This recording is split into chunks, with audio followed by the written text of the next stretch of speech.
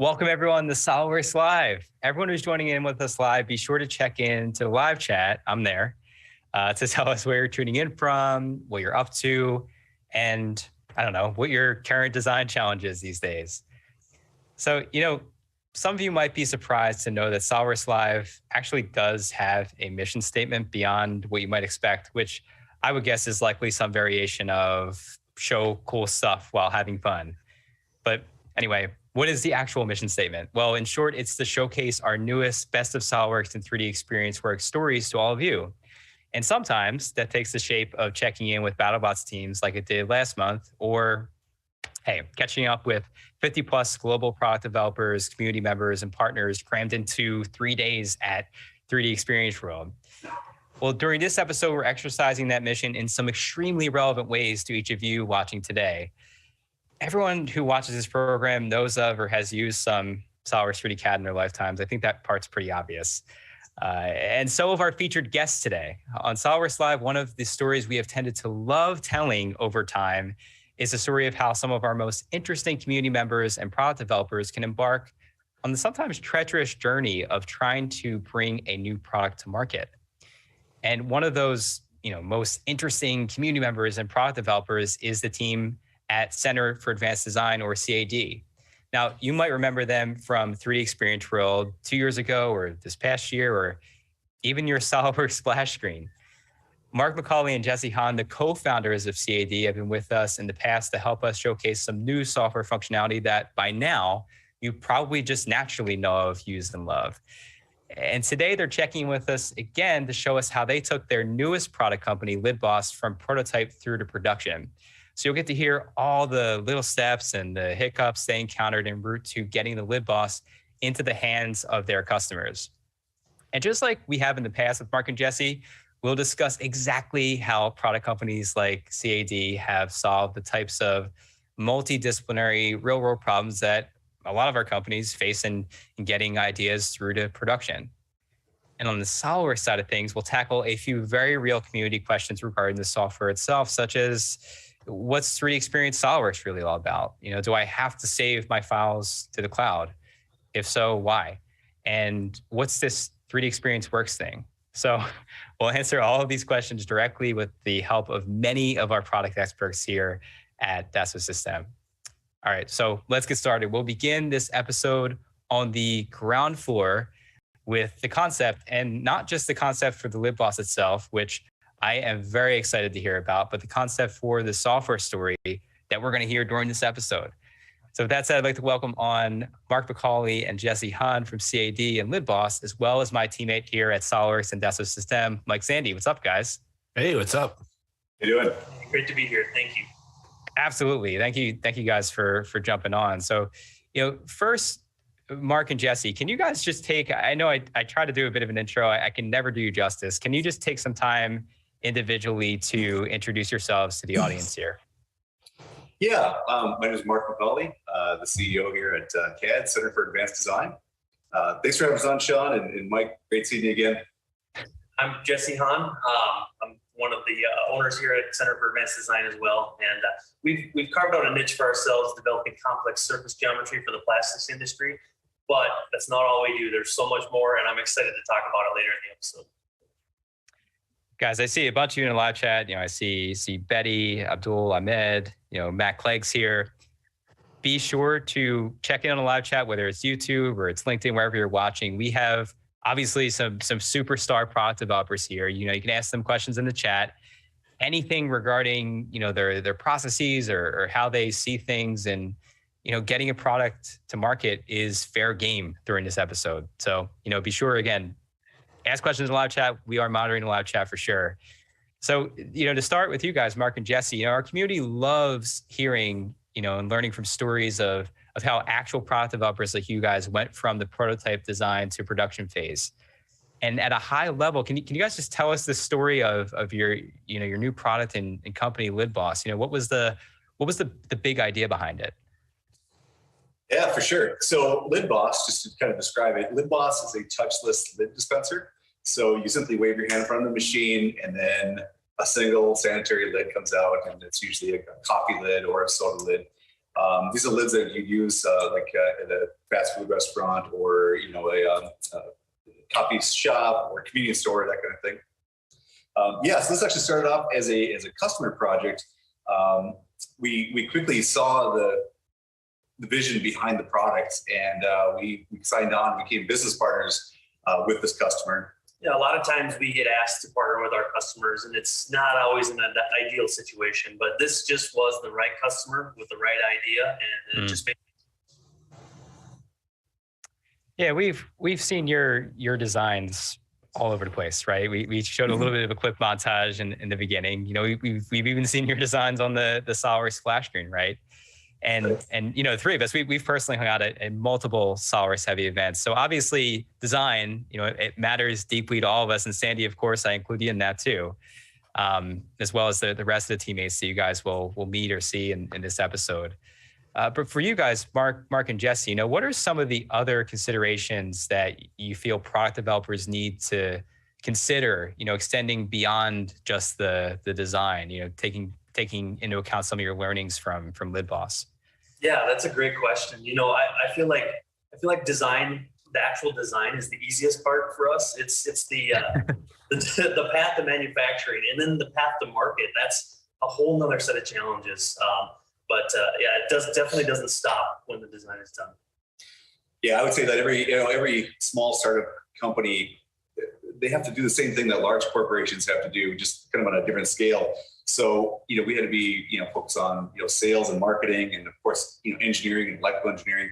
And then there's things like, the compliance, quality control, product assurance, sourcing, purchasing, packaging, just everything.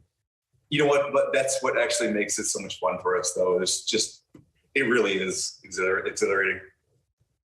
Yeah, there's a lot. I already see some questions flowing in. We'll be sure to get to those. I see your question here, Eric. But again, we're ecstatic to have you guys on. Want to just for now just go over to you, Mike Sandys. Tell our viewers a little bit about. I think first of all, what our team does here and what we're about to see in this episode with this LidBoss centric story. Yeah, sure. So we've got, Sean, we have an awesome job, right? We get to play with the newest technologies, test it out, check it out. And I think one of the things that makes me love this job so much is we have the opportunity to work with customers like Mark and Jesse. In fact, I've known you guys since the beginning of my career back 2011 at my reseller days. I used to stop by and bring some cold beverages on Friday, right? And hang out. That's right. Remember it well. But one of the about this project that was so fun is you guys opened your doors to us. We were able to come out and spend a whole entire day. We brought camera gear and we recorded a conversation, just learning about the process of LidBoss, and really going from this concept, this idea that you guys talked about just now, and what happened when COVID hit. All of a sudden you had to go to a global scale and get this thing out the door and get it all over the world. There was a huge demand for it. And it was such a fascinating story. So part of our job with this team, this awesome team we have, is to listen to customers, listen to guys like you, and then say, hey, you know what is our new technology? What's the latest and greatest things that Dassault System is launching? How does that make your lives better? And we put it to the test. We take your data set, we take your challenges, and we try everything. And we really just try to break things and push things. And, we're giving feedback to our product definition team, to product management, saying it's got to be this, it's got to do this to make things better for, companies like you. And that's the part of the job that I love the most. And you guys will see that today. That's really what we're here to talk about, is how we took your data set, we took your story, and we thought, hey, you know what? We saw how well you guys did it now. What are some of these new tools that we're going to talk about? How could that make it even a little bit better or a little bit easier, and get you out the door a little bit faster? That's right. Yeah, you're absolutely right. We talk to users, right? Like Mark and Jesse and so many others, and you find yourself getting into really interesting conversations, right? Those kind of background conversations off of live streams. I find that a lot of users, and certainly we'll talk about this today. We have questions about this idea of 3DEXPERIENCE works. Many of the Solidworks users that I talk to or maybe still a little bit confused, honestly, about what this is. Like I get questions like, is this something I buy? Is this a product package? Like what is it exactly? Right. Yeah. It's a good question. And it's something that we'll be talking a lot more about. It's something you're going to be hearing. I think the best way for me to, the way that I started to understand it was, think of like SolidWorks CAD, right? It's a design package. In that package, you can do things like sheet metal. You can do mold tool design, simulation, sheet metal. I mentioned that, surfacing, and so on, right? So it's more than just CAD design. It allows you to take on specific challenges, where 3DEXPERIENCE really elevates that to the next level, and it expands that reach of what you can do to the entire business. As designers, as engineers, what you do day in, day out, creating that 3D data and the metadata along with it, that's super powerful. I mean, that's the lifeblood of product development, and that extends into all reaches of your business. So that's what the 3DEXPERIENCE solution set really does, is it takes that design data and it extends that to all entities of the business, and creates these optimal solutions. So design still there, we still have it in there, 3DEXPERIENCE SolidWorks connected, but then you're getting into things like Delmia, which is our machining operations, into our 3D Excite brand, which is like world-class rendering capabilities, Simulia, which we'll talk about today, and these super high-level simulation and solvers. It's all under this umbrella of 3DEXPERIENCE Works. So think of like SolidWorks CAD. You got all these little, solutions for challenges. Mm-hmm. Bigger picture idea, 3DEXPERIENCE Works is all of these extended solutions to really bridge the gap. Awesome. Well, we're going to be checking in with Mark and Jesse here a lot throughout this episode, again, to glean your insights. But again, questions in the chat, anyone from a product development standpoint, SolidWorks user standpoint, you have for Mark and Jesse, absolutely. If you're watching on YouTube, LinkedIn, wherever, feel free to enter them in. I hope this one has enough context, before we kind of jump onto the next section here. So Eric's asking, did you do a full critical dimensions study? And if so, how did you do it? I suppose Eric's asking about the lid boss in this case. Yeah, we did. So we have a number of components. We're actually going to get into it a little bit more further into this conversation, but basically the base of the machine has a lot to do with the beginning point of the whole operation. So yeah, there were a lot of critical dimensions. There was a lot of things that as we went along through the design process, we learned that some were more critical than others, and some we could, kind of stave off a little bit. So, but we'll get into it. Sure will. We'll get into a lot of stuff. So yeah. I'm super excited. Thank you guys. And again, we'll be sure to check in with you guys throughout the episode here to glean your stories and your expertise. And again, in the meantime, once again, if you guys have any product development questions for Mark and Jesse, be sure to check in and ask them in the chat. But for now, I want to ask Sandy here a couple more questions as we move on to our next topic, going from concept through to organization, really as it relates to something I think we all need to do. It's, orchestrating efficient teamwork across different groups, something LidBoss needs to do. And, I'm sure many other teams find themselves having to do this as well. Mike, traditionally, when we think of, we think about at SolidWorks users or SolidWorks customers getting up and running, we think of what? We think of CAD and not Center for Advanced Design in this case, but we think of computer-aided design, right? We think of design, we think of engineering, file references, but there's obviously a lot more to the picture than just design, right? So what doors do you see 3DEXPERIENCE Works opening for, a team like LidBoss, and where would they start? Yeah, a great question. So when we went in to kind of retell the story using 3DEXPERIENCE Works, we wanted to start as the LidBoss business entity kind of, stirring up. And what would that look like for a small to medium-sized company that's remote? In fact, everyone on this call that you'll see today, we're all coming in, remotely. Sean, our whole team is completely remote. Right. we touch every corner of the United States, in fact.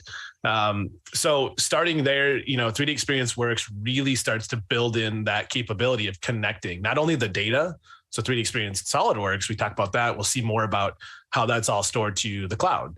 So no matter where you are, you can access it, you can pull it in.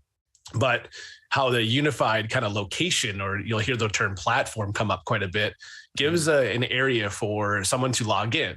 So the beginning of the demo, beginning of the story, we go in and we see what it looks like to just set this up.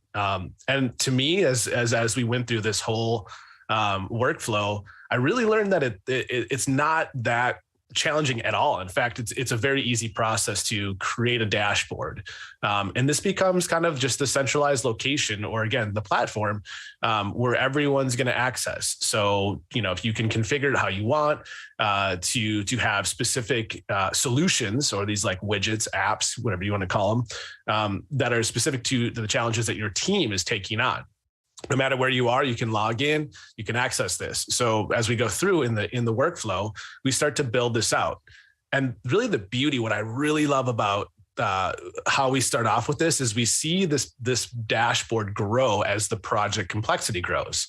So although it might seem kind of daunting a little bit, how do I start with all these solutions? There's a lot available.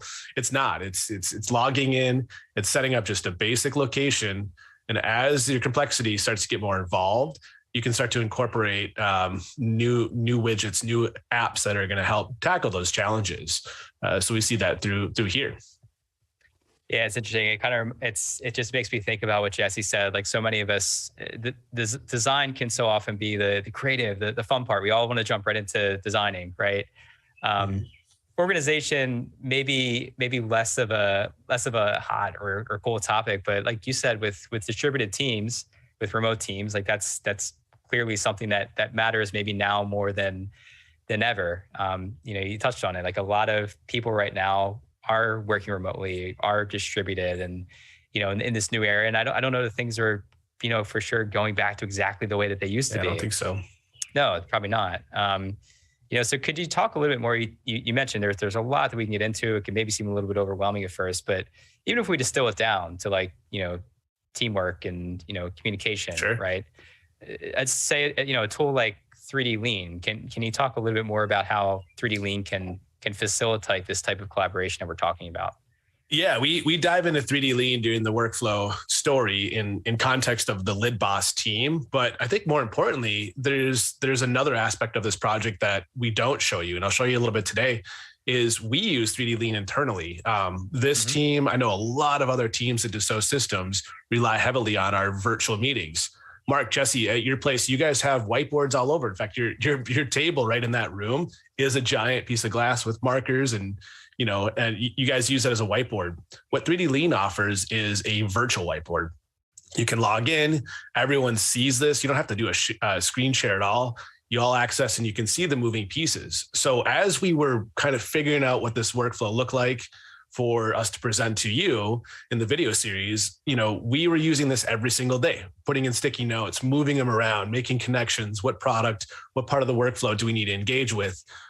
Getting feedback and basically, centralized location for all of this. And we use it for creating tasks. What was important? What, do we need to schedule studio space? Are we meeting with Mark and Jesse? But it's beyond just like a 2D virtual whiteboard. It also is fully 3D enriched. So we had the whole Lid Boss subassembly or assembly right inside of this whiteboard. So as we would go into kind of our meetings, and we were saying, hey, what are some of the critical components that we really want to highlight? We had the full exploded model, and this is all browser based, right? So log in, check it out.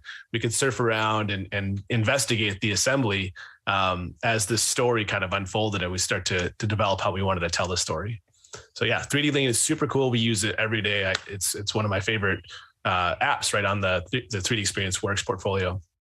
Yeah, it's interesting. Like we often make the corollary, real world corollary to whiteboard usage. I've never really used a whiteboard that did that. It exploded a model dynamically. Right. It's pretty cool.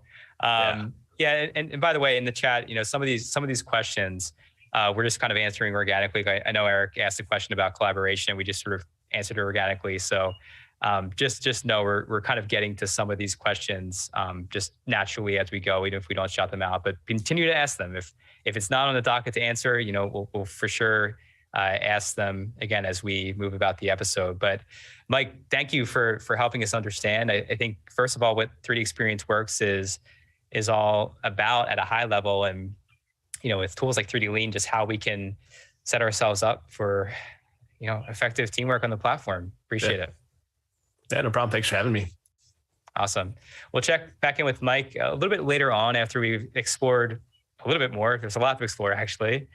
But for now, let's bring on another member of our team here who is really no stranger to the Solidworks Live stage when it comes to design and Solidworks. And that's Mark Peterson as we get closer to the design aspects here with LidBoss. Mark, what's going on? Hey, Sean, how's it going? Thanks for having me, man. Absolutely. Like Mike said, getting organized on how we capture, important things, right? Like communication, meetings, action items, et cetera. That's all really important stuff. But eventually we do have to start designing, right? So, how does the company even go about getting their engineering preferences set up and some of their data added to the platform so that their teams can, actually begin working on it? Yeah, exactly. I mean, at some point we have to get to the business of the business, right? So, right. Sorry about that. And so, there's really kind of two parts to the question.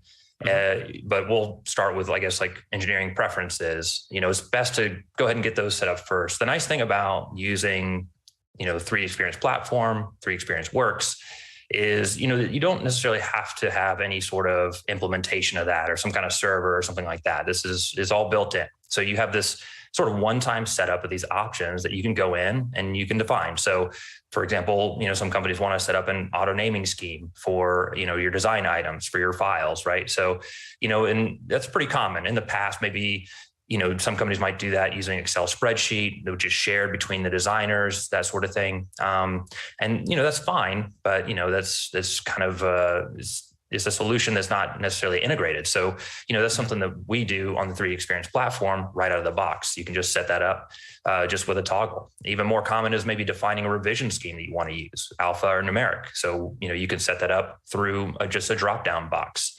A lot of our customers are going to want to define a part numbering scheme and that sort of thing. So all these things can, be easily defined through, just a graphical user interface rather than some, maybe spreadsheet or something like that. Yeah, that's pretty cool on the admin end, just that level of control centrally, the ability to kind of affect all the designs that come in, especially as Mike Sandy was mentioning, just the fact that we're all so distributed, that's super nice to be able to do that. There's a lot to unpack. I think even in just what we just looked at, I think one thing that jumped out to me was the fact that you were logged in apparently as like your fake or anonymous travel name, whatever you want to say. It looked like you were logged in as Eric Engineer. Is this a scenario where, there's a bunch of serial numbers that you have to add for, to get this functionality and that functionality platform? Like, is it a crazy serial number situation? Like, I guess ask more simply, how does license management and distribution work on this platform?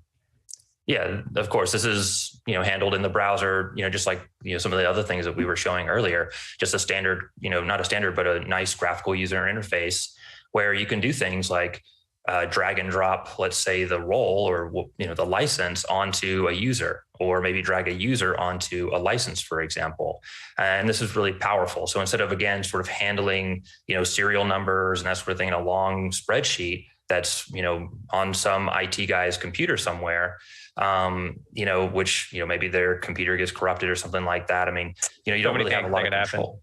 Yeah. You don't have a lot of control over that. So, the sort of the licensing is handled on a per user basis. So you log in securely with your username, your password, and you have permissions and rights to that type of software. So no matter where you are in the world, right, you're going to still be able to access that stuff.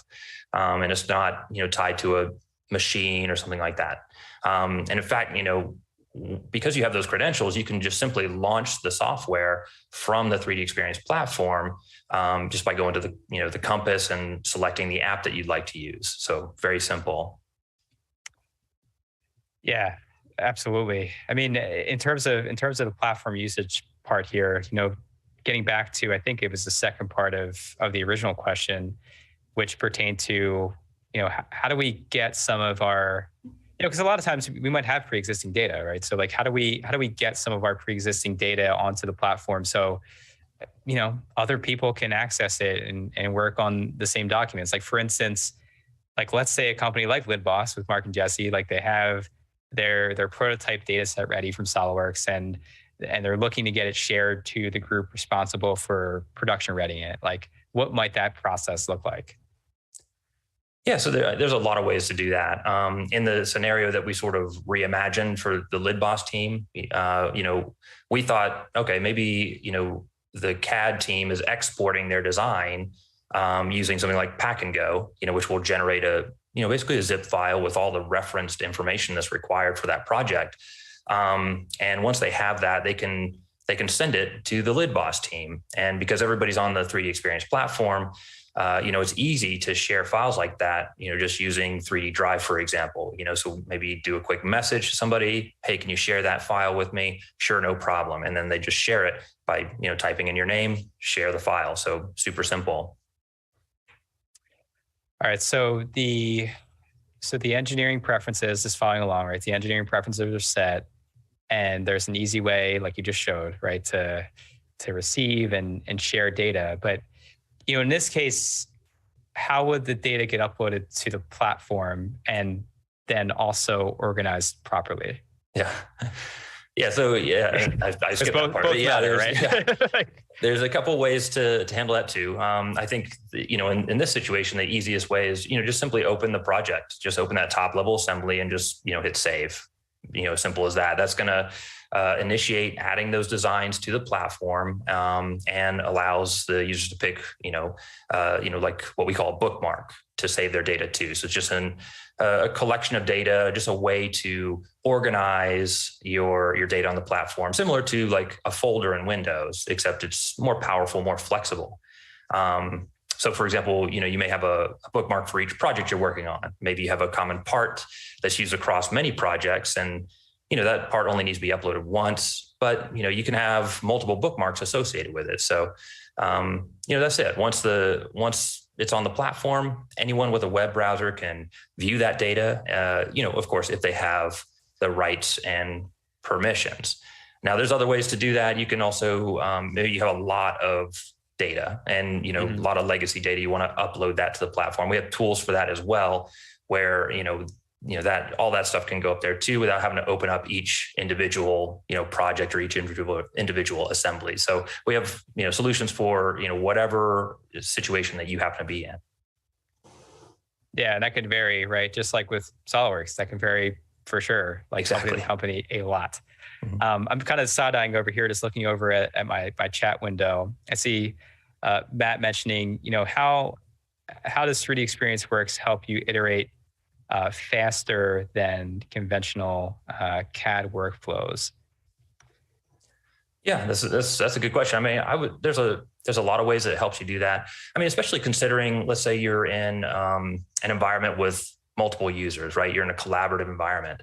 So something that's nice about the 3DEXPERIENCE platform is that everyone on your team is connected, not only through tools like 3D Swim, where you can talk with each other, chat with each other, and all be on the same page, but also just tools like being able to lock a file, for example. So let's say you're working on a particular component and you need to make changes to that. That's a normal thing that happens all the time. Now, without something like 3DEXPERIENCE SolidWorks, you might be working on that file and somebody else might also happen to be working on that file unbeknownst to you, right? Right. And so whoever saves it last is kind of the winner. So you save your changes, then your teammate saves their changes. Well, they've overwritten what you've done. So being able to do things like lock your files so that everybody on your team is aware that you're currently working on it. Now they can, of course, still view that file, that sort of thing, but you're the one that has control of it. That's going to help you iterate a lot faster because you don't just accidentally overwrite, hours and hours and hours of work, right? So sure. That's, it's one of many examples of how, 3DEXPERIENCE platform helps you stay, on track and make sure everybody's communicating properly. And that way you can iterate faster, get to market faster. Awesome. Well, guys, keep the questions coming in the chat. Again, we're monitoring those. We have a little sheet here just to kind of filter them out. Really appreciate you asking your questions. Do our best to answer as many of them as we can. And of course, remember, we have Mark and Jesse here, so ask any of your product development questions as well. But now that we've gotten, our data to a place where we're ready to begin working on designing here in this story, like I think it makes a ton of sense to bring on, our design superstars, bring them back on with Mark and Jesse here. And guys, I know when our team caught up with you initially, you remarked that readying the base design for production was really an important factor, in the overall production readying of the Lid Boss product. What, if you could just share, like, what sort of considerations went into adjusting the base design for that purpose? Yeah, the base of the machine doesn't really look like much from the outside, but it's actually one of the most important parts of the whole machine. It's basically the datum for the entire assembly. So we had to figure out how to grab a single lid off the stack. Imagine grabbing a stack of lids and then using your fingers and thumb to separate them.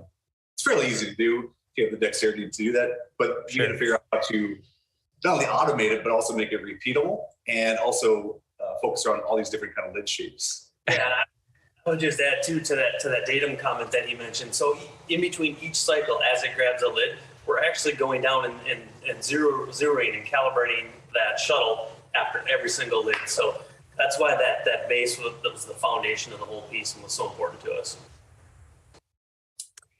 Yeah, hearing some of these challenges and requirements, right, really, that you guys had, Mark, and thinking about the conversations we've had with Mark Mark Peterson, I should say. There's a lot of funny first and last name things here in this episode, but this question's from Mark Peterson. The tools that we have inside of 3DEXPERIENCE SolidWorks, how do you see it being able to help with some of these challenges that Mark and Jesse have described? Yeah, and going through this data set, first I have to say I think Mark and Jesse did an amazing job with this product. Obviously, so I took a lot of inspiration from what they did, and I just, like I said, reimagined it in 3DEXPERIENCE SolidWorks. So, but the beginning of this, taking it from just kind of a hunk of plastic into something manufacturable, is pretty much exactly the same as what they did, right? So with 3DEXPERIENCE SolidWorks, we have the same access to the same type of tools. We have, for example, a draft analysis tool that allows us to make sure that all the faces have a little bit of an angle to them, so that when we're injection molding this part, that it can be removed from the mold easily. We can shell the part out, basically core it out, take out material, and make sure we have that uniform thickness that's required for plastic parts generally. But of course, when you do that, it is going to make the part less rigid. So, we want to make sure we add some features in there like ribs to, improve that rigidity and make sure, that this very important part is, going to be stable for all the functions that happen, around it. So, and then, that's going to kind of keep things, worked out relatively well. Of course, we're going to want to add some fillets and that sort of thing. That's going to, again, help with the rigidity of the part, but also improve the lifespan of the tool, the injection molding tool that we're using, things like that. So now with all that, of course, there may be some effects. So, there's going to be some deflection that might happen and that sort of thing. So those are things we have to kind of figure out down the line, right? Yeah, and I mentioned it in the welcome for this episode, but pretty much everyone who's watching here today, I'm guessing, or at least a majority, everyone who's been on this stream so far, we're all SolidWorks users to some extent, right? We've used SolidWorks at different jobs here and there in school. So when you think about SolidWorks, a lot of what you're showing me, like draft analysis, totally recognize it, right? In 3DEXPERIENCE SolidWorks and in SolidWorks Desktop, kind of mutually. But I know that there's more than just design tools, right? In SolidWorks, there have been for years. Think about, you're talking a lot about how, you're adding ribs here and there, and you're kind of using your know-how to make different decisions. And Mark and Jesse, same deal. But as far as, validation tools, think stuff like deflection analysis, things that would definitely help in this case. Like, does 3DEXPERIENCE SolidWorks have those sorts of tools?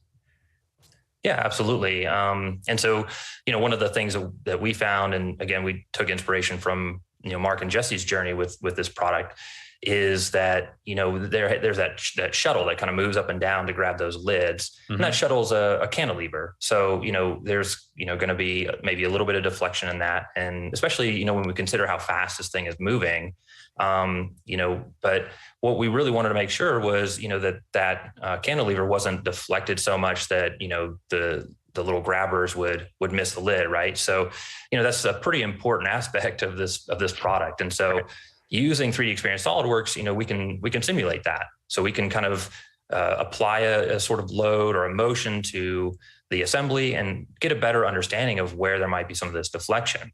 And with that information, we can make some engineering decisions. So for example, maybe we need to add a few more ribs to increase some rigidity in some areas. Maybe we can adjust the material that we're using rather than just kind of one sort of ABS plastic. Maybe we can use something that has some fiber fill or something like that.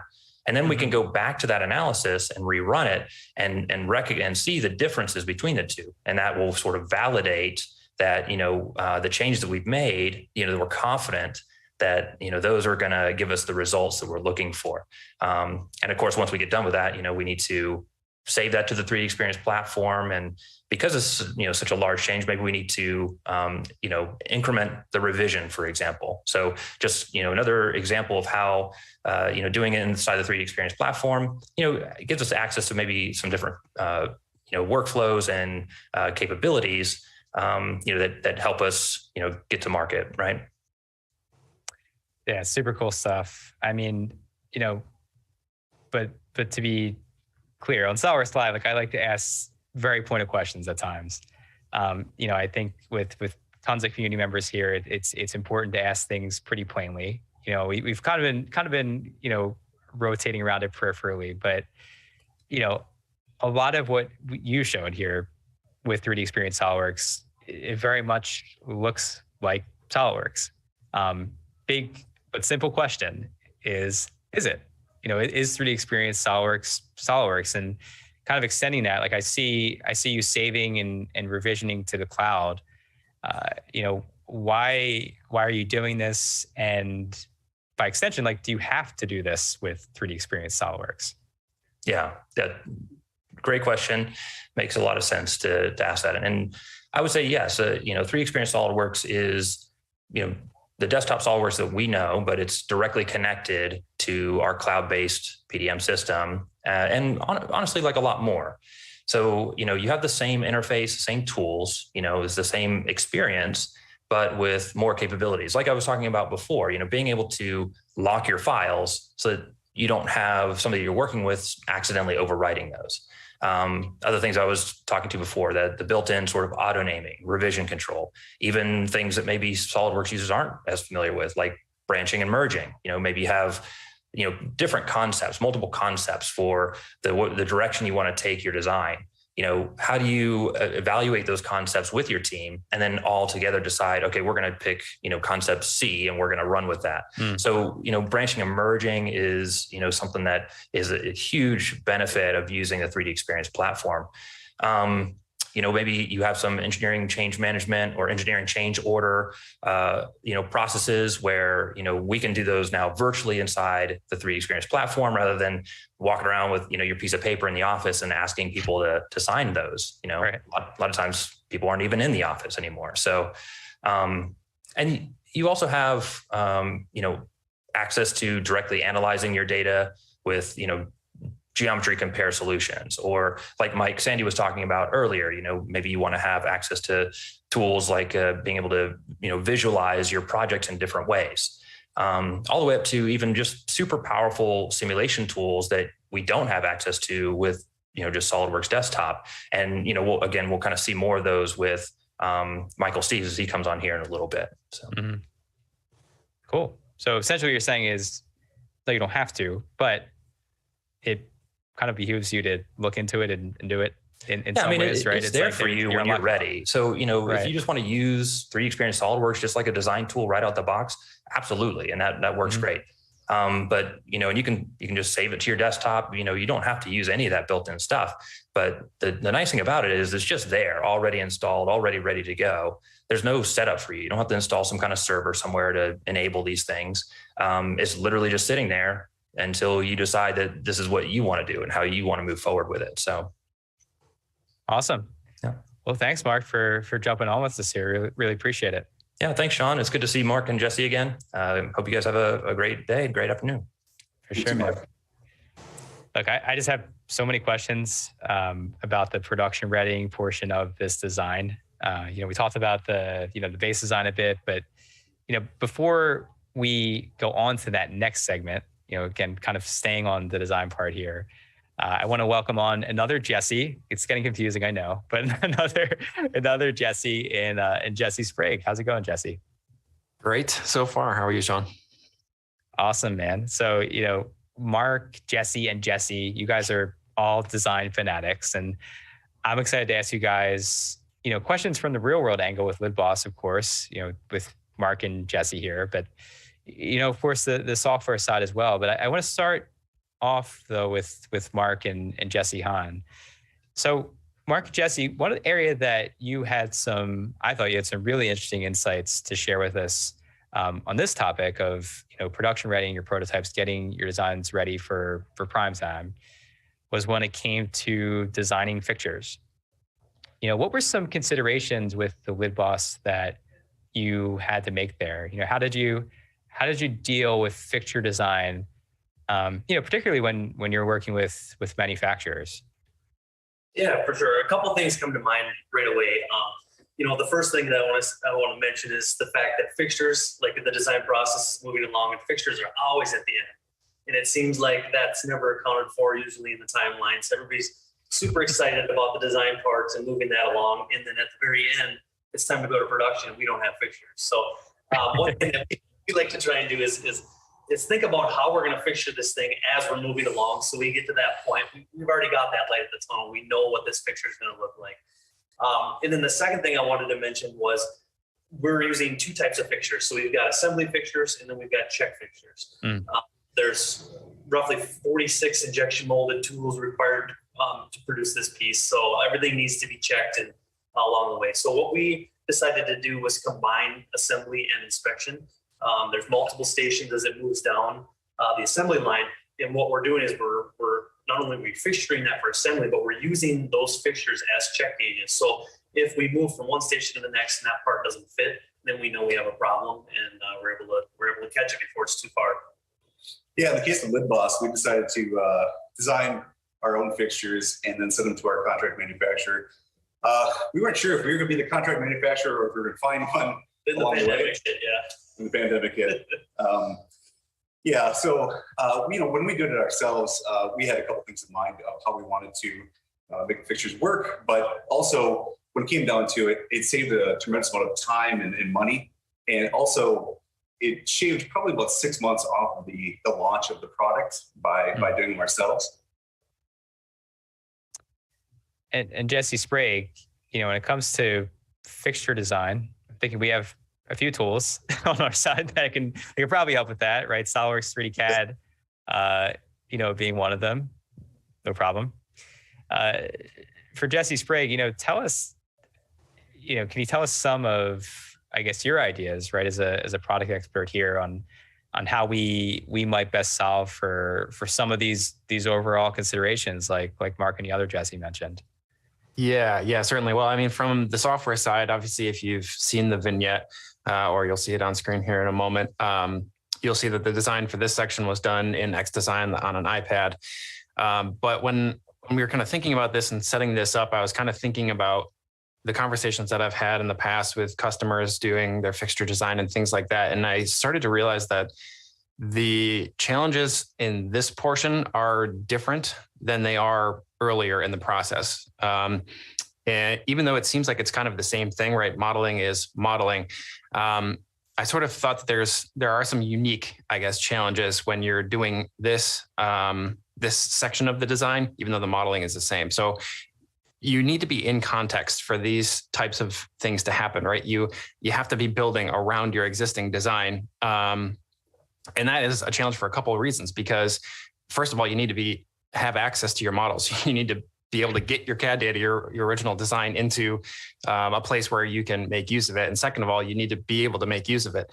So there's two things there that need to happen because you're building around a system that's already there. The geometry that you're building is in context.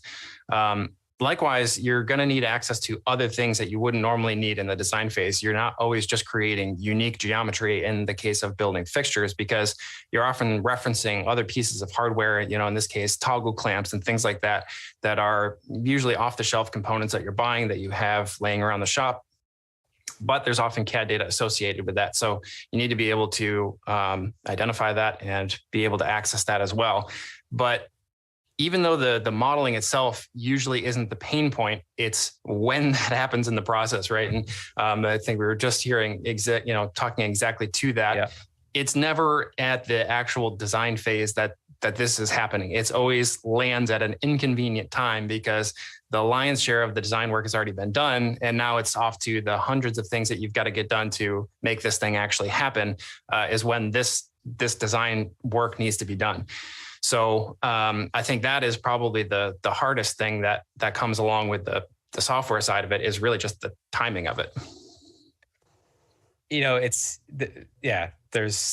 I find fixture design just so interesting, like all of you guys are saying, just because of all the logistics and timing involved in it.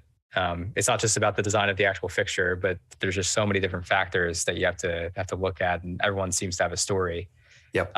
When it comes to fixture design. But, I think for the software side, just honing on that, Jesse, and I asked Mark Peterson some pretty pointed questions about 3DEXPERIENCE SolidWorks, but I want to ask you the same about XDesign.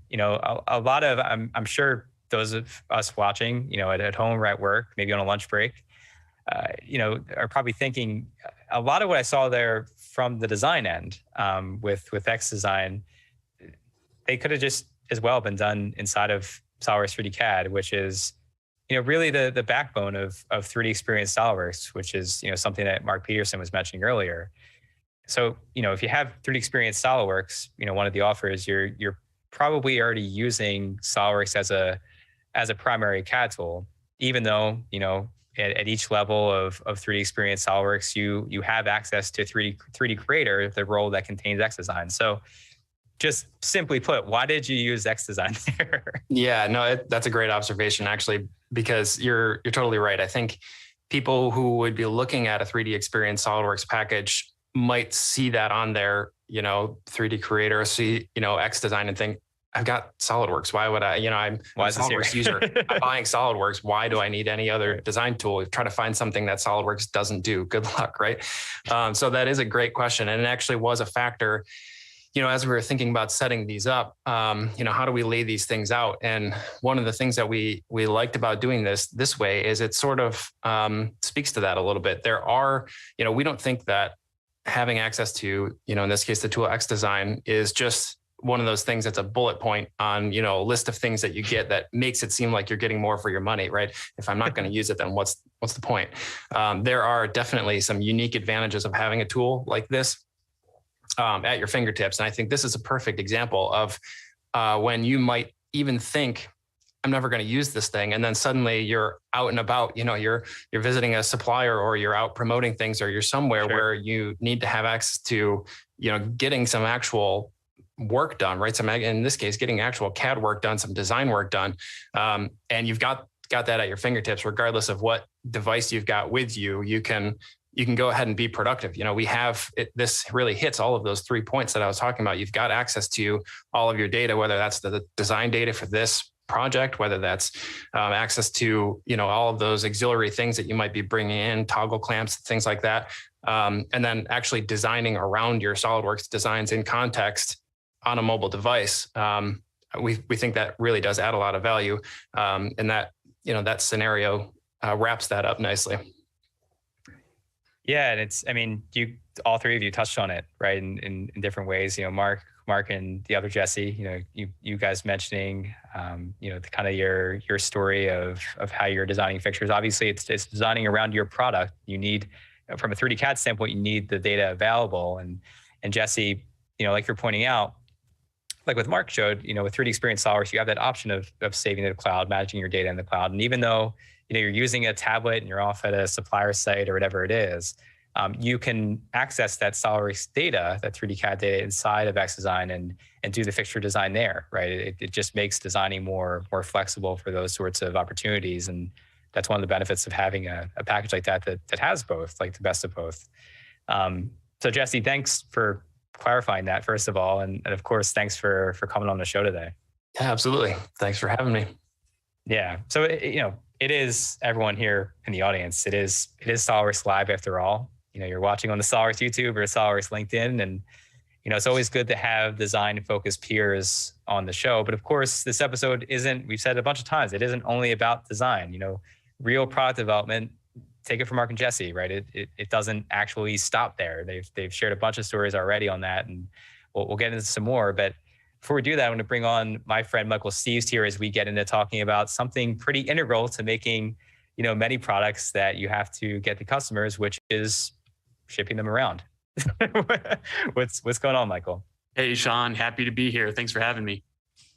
Absolutely. So Mark and Jesse, want to get some of your insights here before we kind of jump into the software side and just hear your stories of how you got the LidBoss developed in a variety of capacities. When it came to getting the LidBoss shipped out to customers, what were some of the challenges that you guys faced there when it came to, the packaging of it? Yeah, so we use SolidWorks for the design of LidBoss and also for the design of the packaging for LidBoss. We actually I'm not sure if it's considered cheating or not, but we use the sheet metal functionality within SolidWorks to create the cardboard design, right? That's awesome. Thumbs up from Michael. Yeah, really, the way we figured, cardboard basically folds up like sheet metal, a little bit easier, but it kind of folds the same. So it was a great starting point for us. Yeah, and one of my favorite stories about the development process was in the packaging here. One of our salespeople came to us and had a great opportunity. We had to get 10 machines into one of the largest fast food franchise in the country. Just a huge deal for us. And when we shipped this thing, there's so many moving components. We had some styrofoam blocks in there and some stuff to hold everything in place to make sure it would be intact when it arrived. And one of the constraints with this opportunity was all the packaging had to be fully recyclable. So that meant the styrofoam plan was just wasn't an option for us anymore. Wow. So we had a small window to make, and it had to be production approved packaging as well. We couldn't send prototype packaging in, so we had to get 10 of these units up and running and into this test store. So that was another example of how we were able to react with the tools we had at hand and make that happen. Yeah, we ended up working closely with the cardboard manufacturer on this design as well. And basically, by the time we were done, we had the models fully completed. We sent it off to an independent UPS testing laboratory, which was great. They take the machine, they do some rattle and shake stuff, they do drop tests, things of that nature, so physical testing, I should say. And then we actually got like 5-star ratings on our packaging, which we were very happy with. Yeah. Quickly became like asking ourselves, do we overpackage it? Are we spending far too much money in packaging? But again, this machine has to ship all over the world. So we thought, we're good with what we had and we were happy with this. We moved forward with that. It's really crazy. Like, yeah, it's one thing to solve the problem. Like you're saying, like, first idea is to kind of go with styrofoam and then finding out you really can't use that. And then, getting it to a spot where it's packaged well, passes, the test you mentioned with UPS, and then also worrying about cost. There's just so many crazy dynamics that you guys had to consider. Again, it just underscoring the point. If any of you have questions for Mark and Jesse from the product development standpoint with LidBoss, feel free to post them in the chat. We're monitoring for those here on the show. But Michael, like Mark and Jesse shared, we just mentioned it. There's a lot to consider when it comes to shipping a product like LidBoss around the world. We talked about some of the real world testing, but what are some of the ways that you see modern simulation tools being able to help companies like LidBoss make more informed decisions? Yeah, simulation tools just kind of in general help us as designers, as engineers, rapidly iterate. We talked a lot about iterations earlier, but more informed decisions, not only for making better performing products, but also the packaging. So let's unbox this a little bit, shall we? So consider this: the power of the platform and the power of the cloud. Mark and Jesse talked about how they use the SolidWorks sheet metal tools. Great choice for designing the packaging. But by saving the data to the platform, the model is readily available for other applications. So we talked a little bit earlier about the built-in revision managements. So there's those apps, of course, but also our simulation apps and our structural simulation apps that leverage Abacus as the underlying technology. And if you haven't heard of Abacus, you should have when it comes to simulation. They're one of the industry leaders for very accurate, precise, robust simulations. So the association here between the CAD model and the platform and the simulation apps, that association is maintained. So as you make changes in SolidWorks, the loads and boundary conditions that are defined in the simulation, all of those are still valid. You don't have to start from the beginning. You don't have to start from scratch. Even, the materials that you apply to the SolidWorks model carry through to the platform so that they can be used by the other applications. So you don't have to redefine a separate material when you set up your simulation. So couple all of that with the cloud, where you can work anywhere, you can submit simulation jobs to solve on the cloud. So that frees up your local hardware that actually enables you to take advantage of the high performance computing of the cloud. So shorter simulation solve times. I think at the end of my day, I submit some jobs, shut down my computer, come back either at home or come back the next day and check on the progress and start downloading some of those results. So there's, really opens the door a lot. And even you can work collaboratively. You can have someone else run that simulation and you can view the results right inside SolidWorks. So there's really a lot you can do these days. Now, again, sort of staying on the theme of asking pointed questions and trying to ask questions that, we get in the background and we have conversationally with different users, at different companies. I think a savvy SolidWorks user might be thinking, I can do drop testing in certain tiers of SolidWorks simulation already. Like what makes this any different or better? Yeah, sure enough. SolidWorks simulation does have a drop test study type. It actually uses explicit methods, similar to what we're using here in this drop test of the packaging. But we extend the simulation capability with 3DEXPERIENCE Works in numerous ways. So let's just focus on a few. We already talked about how we can run the simulation on the cloud, freeing up those local resources, faster solve times.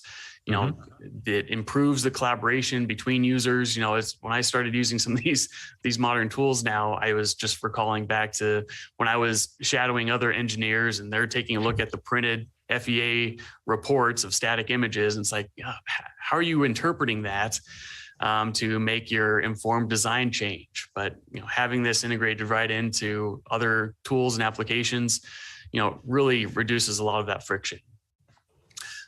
So when it comes to some other ways here, when it comes to setting up an analysis, we actually have more flexible methods of meshing. So think of the cardboard here in that case, and being able to automatically create mid-surface, create some robust, accurate meshing of that surface, as well as some of the automated meshing techniques that are available. It really helps speed up the process. Contact conditions are also more advanced. For example, we can include material behaviors for virtual connections. So like with the box, think of tape, think of glues that hold that box together. They can fail in the real world. Well, they can also fail in the simulation. So that's a big differentiating area there. Yeah, I think what I'm seeing now is failure. Yeah, for sure. So I think, the component interactions just in general, as everything in the model may or may not come in contact, we can apply that with one option. Compared to SolidWorks simulation, if the components aren't initially touching, you'd have to go in and define where, where everything may come in contact. So one option really makes it easy, a general global contact. We also expand the type of material behavior. So like you saw with that box just blowing into a million pieces, that accounts for some of the failure criteria that we have where things can actually separate, break apart, as well as a variety of other type of material behaviors that we just can't, we don't have enough time to get into today. But that's where we extend the simulation capability here. So all of this contributes to accurately represent real world behaviors virtually, and being able to use that SolidWorks model for these different applications without having to manually import or export or converting the data. All that handshaking is happening automatically in the background. It's really a great time to be using some of these design and simulation tools on the cloud.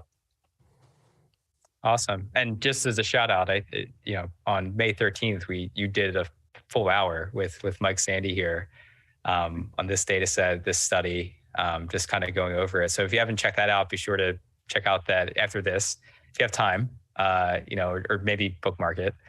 Check out that episode of Live Design with Michael here. Just looking into the chat again, I want to try to get to all these questions, but I think this one was pretty well answered. But Eric asked for Mark and Jesse here. How did you decide that the product is okay to ship to the customer?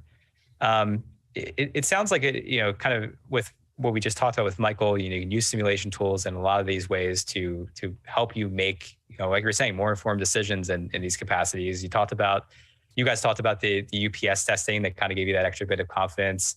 Working with your customers in terms of different materials you're allowed to use, things that they kind of find kosher. But anything else you guys would say in terms of deciding that the product is okay to ship to the customer? Like anything else you would add there?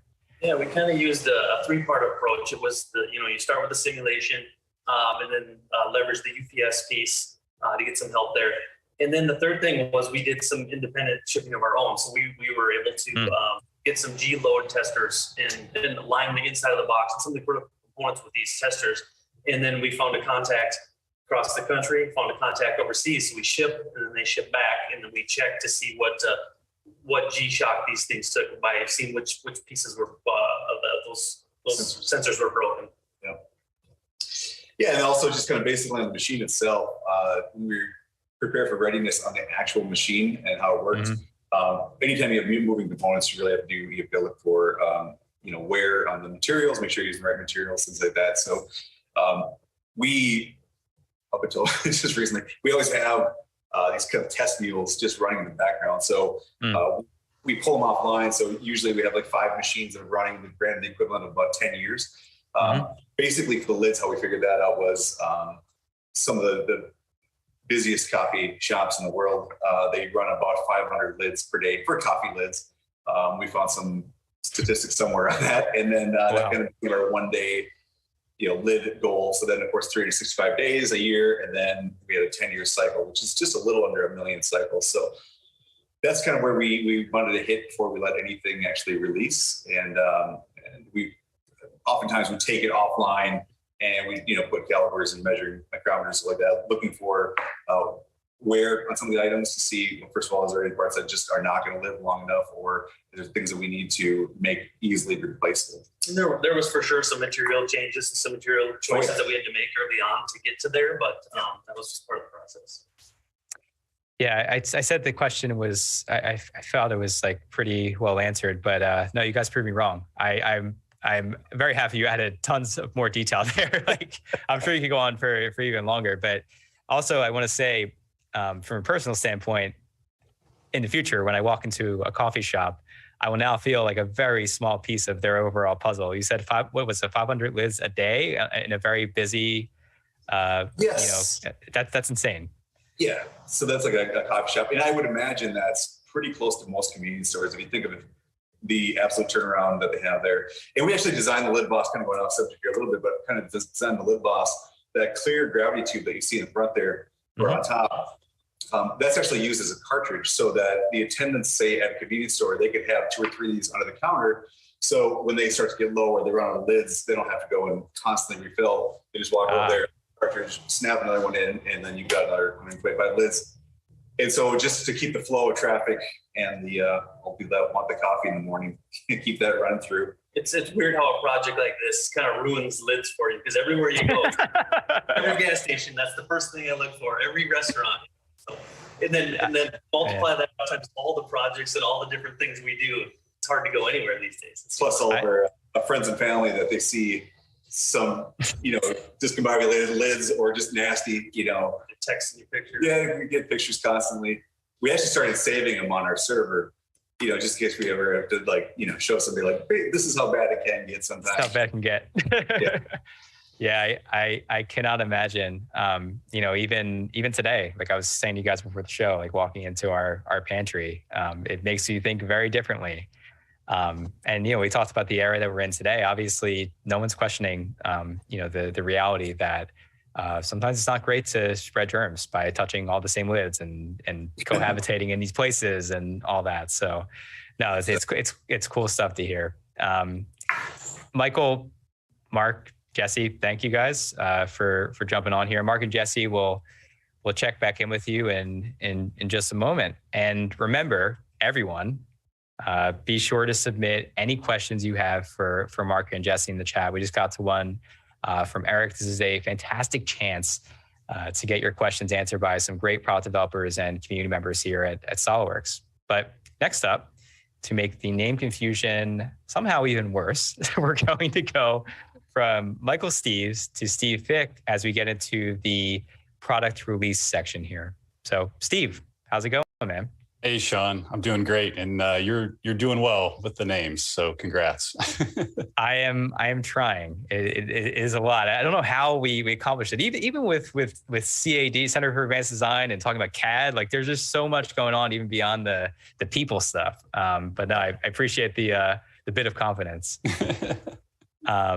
But yeah, I mean, Steve, like you've been watching along, beyond designing and running simulations related to product performance and eventual shipping, like we just talked about, there is, of course, that challenge that any product developer has, they have to reckon with in getting the design release.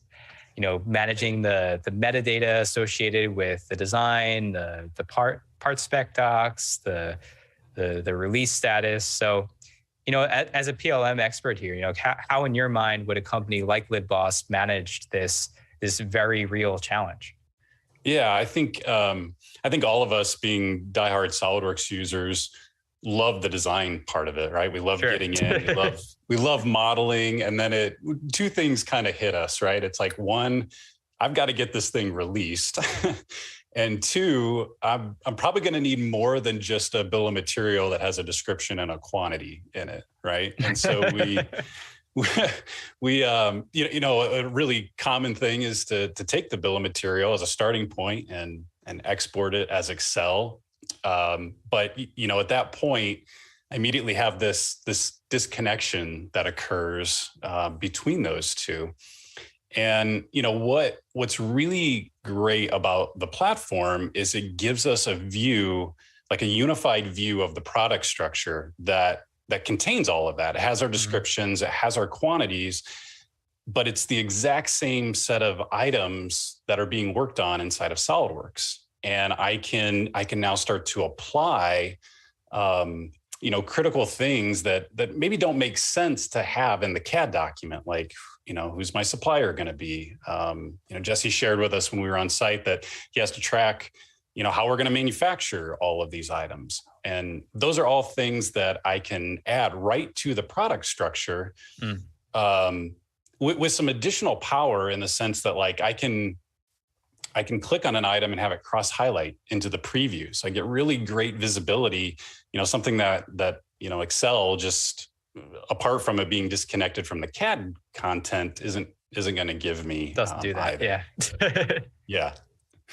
So it's really interesting. I mean, you've been hitting on it, right? With just how, different companies can do things or have done things in the past, right? It's right. This idea though of having, and you mentioned it, like a single source view of the product definition. I don't know, it might be kind of new to some people. Like, what else is this capable of?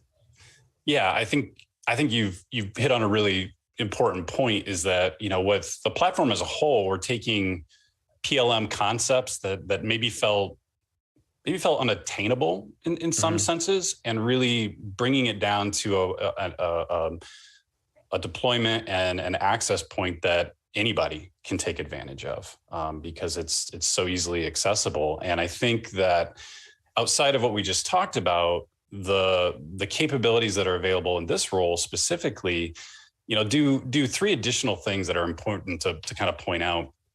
We can correlate CAD data and non-CAD data together. So if I've got a material specification that I want to correlate directly with an item, or a CAD file, I can do that, right? And I can track it accordingly.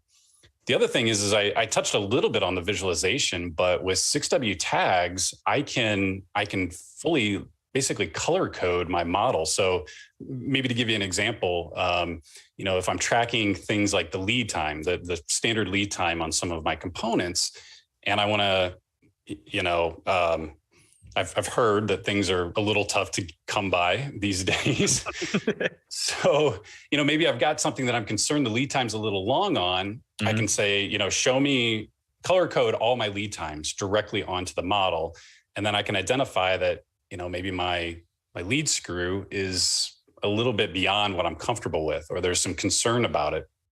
So what's nice is the third thing that I can do is I can identify alternates. And so right within the product structure, I can say, well, if I can't get this part, anybody in the organization can click on it and see the alternate that I've been able to identify as something that we could order as a backup, right? So it's a lot of these things that are kind of PLM concepts that just are very accessible in a web-based, easy to use environment. Yeah, and there's so much to get into when it comes to just this overall topic of lifecycle management on the platform. We touched on a little bit of it here. We're going to be back though, like you and I, and maybe some of our other colleagues, a little bit later this summer in August. We're actually going to have a full Solidworks Live episode dedicated entirely to this very broad topic of data management and lifecycle management on the platform. We even throw some project management stuff in there as well. So if you guys are watching with us today, if you're not subscribed already, subscribe, hit the notification bell, be sure to follow on with us. We'll be back with a ton more on this, Steve and I, here in August. But Steve, thanks for jumping on. Yeah, happy to be here. Thanks, Mark and Jesse, for allowing us just this rare glimpse into what you guys do. It's been a lot of fun. Absolutely. We'll talk soon. All right. So again, super glad we aren't rushing all this into this episode. There's just a lot to cover. So again, we'll be back a little bit later this summer with that episode, but we'll continue again every month. If you're new to the Solidworks Live program, we have an episode every single month.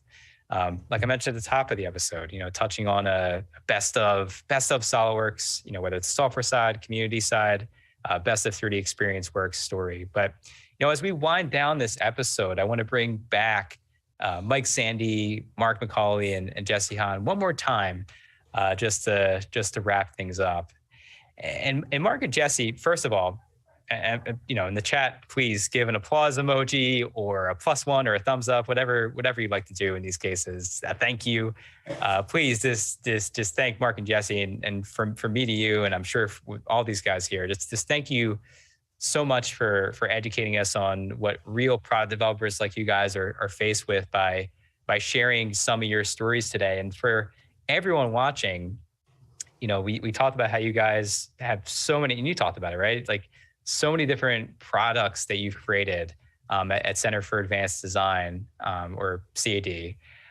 What are some of the ways that, first of all, we can keep in touch with you there?